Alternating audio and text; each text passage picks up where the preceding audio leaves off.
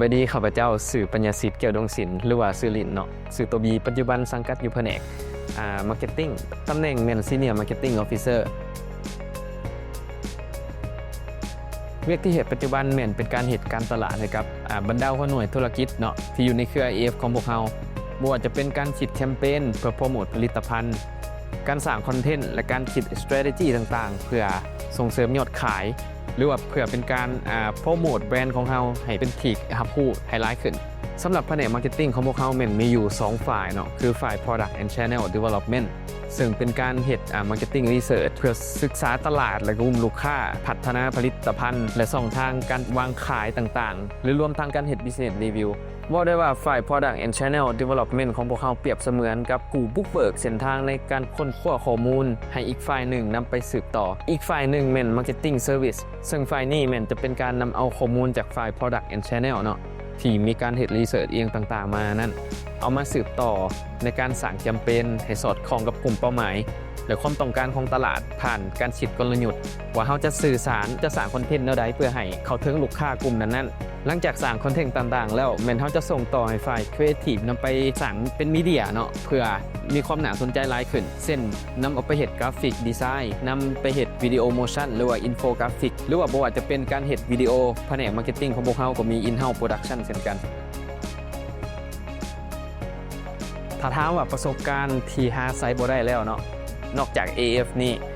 ข้าพเจ้าคิดว่าเป็นการเฮ็ดเวียกร่วมกับหลายหัวหน่วยธุรกิจซึ่งแต่ละหัวหน่วยธุรกิจก็มีทั้ง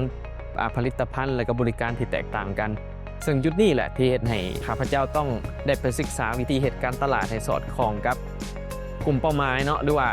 ได้เรียนรู้จากหลายแขนงการที่แตกต่างกันซึ่งเฮ็ดให้ข้าพเจ้านี่ต้องนำเอาข้อมูลอย่างต่างๆหรือว่าไอเดียต่างๆเอามาผสมผสานกันได้เฮ็ดให้เกิดเป็นไอเดียใหม่ๆและก็การเฮ็ดเวียกแต่ละมื้อมันบ่มีความน่าเบื่อเลยแต่กลับกันเนาะในการเฮ็ดเวียกแต่ละมื้อมันเต็มไปด้วยความคิดสร้างสรรค์และก็เป็นการ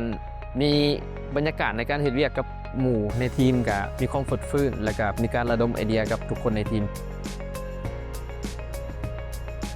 สำหรับวัฒนธรรมของ AF ของพวกเขามีความหมายตามแต่ละตัวอักษรเลยเนาะก็คือ A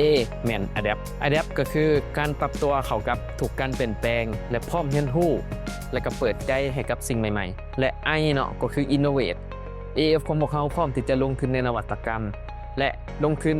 ในบุคลากรนั่นหมายความว่า AF ของพวกเขาพร้อมที่จะเปิดรับไอเดียใหม่ๆของพนักงานทุกคนแน่นอนและสุดท้ายเนาะ F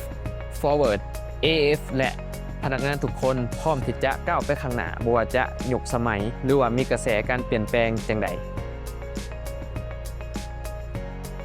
ถ้าถามว่าคนแบบใดจึงจะเหมาะกับการมาเฮ็ดเวียกกับแผนกมาร์เก็ตติ้งของพวกเราข้อยคิดว่าต้องเป็นคนที่มีความคิดสร้างสรรค์และข้อยคิดว่าสำคัญระดับหนึ่งเลยในการเป็นนักการตลาด2เลยทันกระแสมักเรียนรู้สิ่งใหม่ๆแล้วก็มักหักในการสร้างคอนเทนต์ถ้าถามว่าย้อนอดีตไปได้ข่อยจะยังเลือกเฮ็ดเวียกสายการตลาดคือเก่าบ่ข่อยตอบเลยว่าข่อยก็จะยังเฮ็ดเวียกการตลาดคือเก่าเพราะว่าไลฟ์สไตล์ของข่อยมันมักในการเบิ่งมีมมักในการอ่านบทความและก็มักในการสร้างคอนเทนต์อยู่แล้วข่อยก็เลยว่าสายการตลาดของข่อยมันบ่เหมือนอาชีพแล้วแต่มันเป็นไลฟ์สไตล์